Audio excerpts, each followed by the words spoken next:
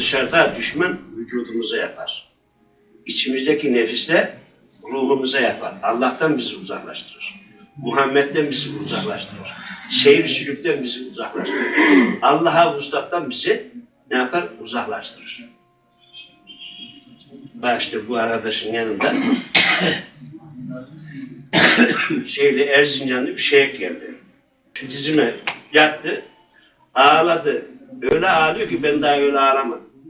Ne olur diyor.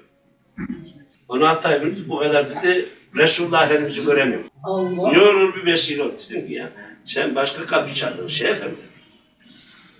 Şanlı, şöhretli, gazetelerde, televizyonlarda çıkıyor.